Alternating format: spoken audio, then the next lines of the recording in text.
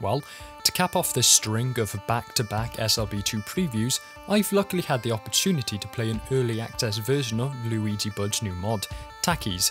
Now, if you know Luigi Bud, you'll know that many of their past mods share similar energy to Pizza Tower, and today's preview is no exception.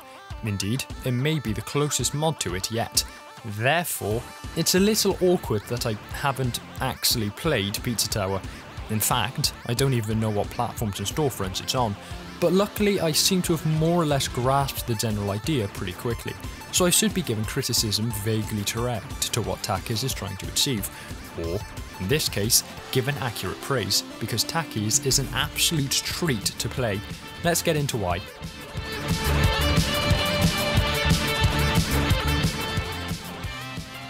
First off, I have to give a quick disclaimer about how I'm going to discuss Takis. Usually, regardless of whether I'm writing a character review or preview, I go through each of their abilities individually and discuss the good and bad things about each one. That works fine for the usual character model where there's one ability mapped to each button and they all act mostly disjointed from one another, but Takis has too dense and interconnected of a moveset for that strategy to work, so I'll be discussing the moveset in broad strokes rather than on a point-by-point basis. It'll hopefully become pretty clear quite quickly as to why I do that, but if we're all ready, let's go. The standard idea behind the moveset of the majority of SRB2 characters is to reach the end of a level quickly. Regardless of whether that specific character does that by simply being fast, or by exploiting shortcuts, or through any number of different means, generally the game plan will always be to take the fastest route available, avoid as many obstacles as possible on the way through it, before reaching the end and reaping the rewards in the form of ring and score bonuses to get a nice high score. That is certainly a possibility when playing as Takis. He certainly has the moveset and abilities to go very quickly and to avoid obstacles and everything you'll come to expect of a character, but that is not the intended way to travel through a level. No.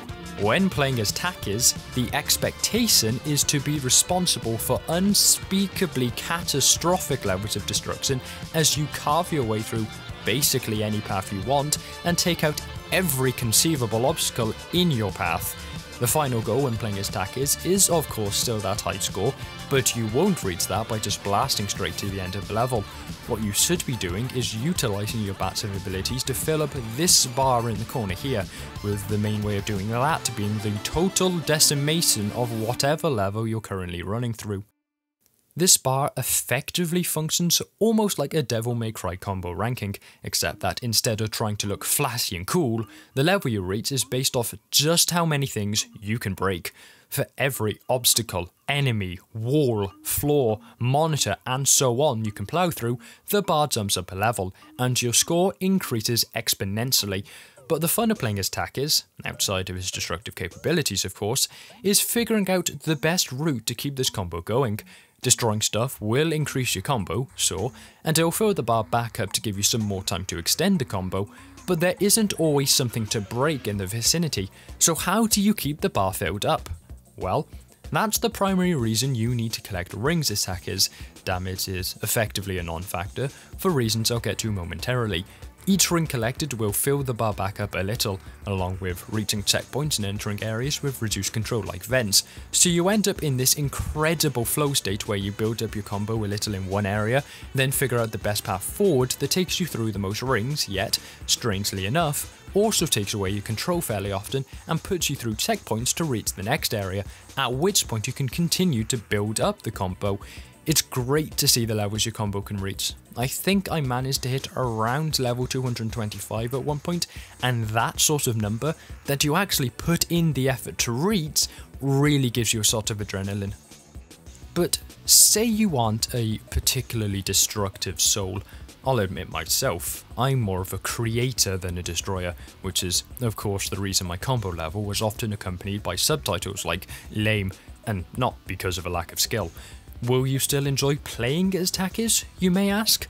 Well, I can safely say that, even outside of this combo building loop, Takis is a joy to play, feeling sublime and with so many traversal options that can link together in so many ways that there's always some strange technique to pull out to reach practically anywhere you could ever want to reach. He has vertical movement through the use of the jump out hammer blast and a double jump, which can be comboed with a dive to give yourself some horizontal potential as well. He has fantastic speed building techniques too. The slide is great for slopes, but the pièce de résistance for this is the clutch boost. Effectively, my top tip when playing as Takis will be to make full use of the clutch boost whenever grounded, as it's honestly a really clever way to build up a lot of speed, but still giving you a way to stop at whatever level is your limit. The clutch boost gives you a burst of speed, which is pretty standard affairs, but timing additional spin inputs correctly will begin to stack boosts, increasing your speed further. Therefore, depending on factors like the environmental context or your own skill level, you can either keep using clutch boost to keep speeding up, or you can stop at a certain level if you, say, need to get through a platforming section. It's genuinely a really clever way to pull off something similar to a boost mode, but still giving the player total control over the speed they actually reach. Additionally, as if Takis wasn't an instrument of total destruction, Luigi Bud has also decided to make him incredibly difficult to kill without actively trying to kill yourself. Of course, running into an enemy without using an ability will still damage you, but that isn't reflected by the loss of your rings. Instead, you'll lose one of your heart cards, effectively a health point, and be thrown back quite far, to be honest. This isn't too much of a problem, as I'll elaborate on in just a second, but is still something to be avoided, primarily because of the risk to your combo.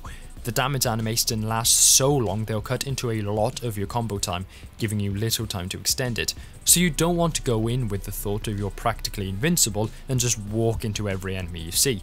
So, you do lose a hard card for all forms of damage you take, but this isn't actually much of a problem at all, because these are really easy to find more of. Every enemy will drop a hard card upon defeat, and considering the number of enemies you can kill at once in some circumstances, you could quite easily fill your 6 hard cards back up very quickly. Alternatively, just reach a checkpoint.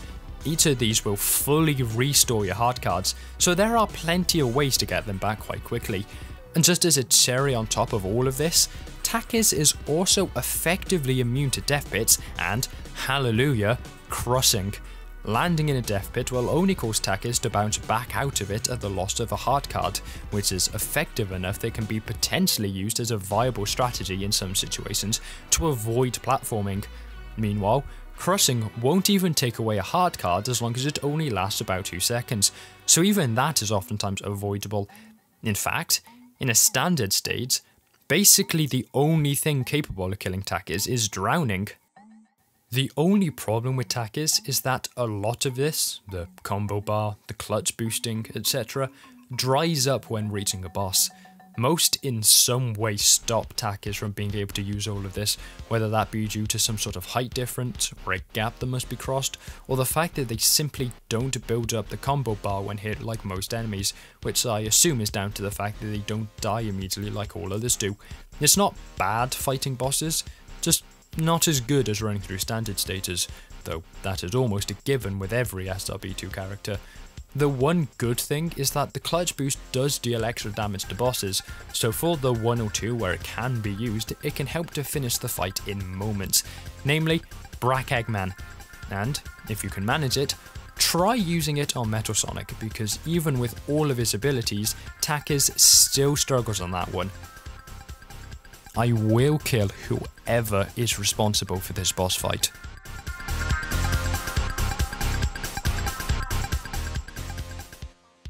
Discussing sprites, Takis is generally pretty good.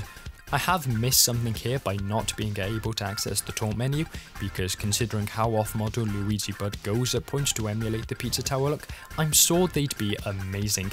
As it is, Takis is quite obviously built off of Tails, to the point where, as it is unfinished, there are still a small number of sprites that are still just recoloured Tails ones.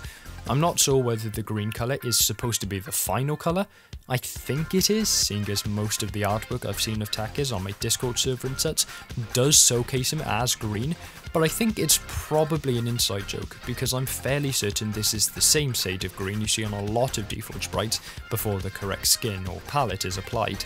Probably something to do with the spriting program that people use defaulting to this. But yeah, the sprites are good. They are one of the few sets of sprites that go for an MS Painty kind of look that actually are quite funny, because they do really go off model at times, especially with stuff like the damage sprite.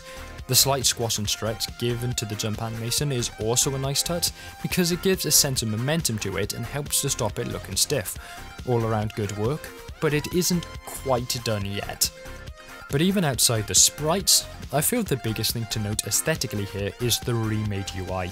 It's entirely different to the vanilla one, and in keeping with the Pizza Tower spirit, completely nuts.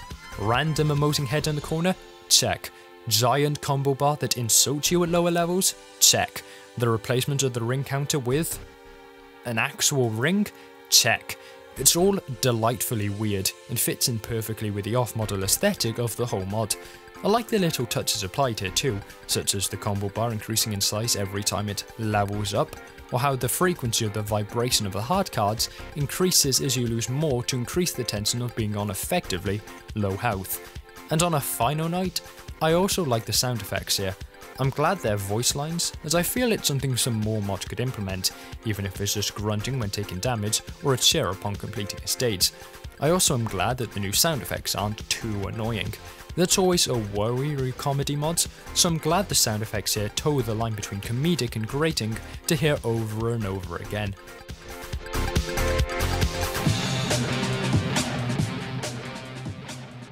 Overall, I really think Takis has helped you end this set of previews with a bang. He just feels sublime to play at all times. The off-model expressions help to circumvent the stiffness that these MS Paint-esque mods can often have, and he feels like a real overhaul of SRB2 that has still had some thought put into how their new set could work in an intelligent manner. I'd almost say that it could just be released to the SRB2 forums now, with the exception of a few missing sprites that are still just tails, and the fact that work is still going into it excites me about how much further this mod could still go in the future. When Takis does drop, I can wholeheartedly recommend you pick him up and have a play, as long as you can appreciate the comedic tendencies, which I could, seeing as they're not the sole focus of the mod. I think you'll have a great time. Hopefully, that rings true for the Celtics as well, seeing as they're who I'll be covering next.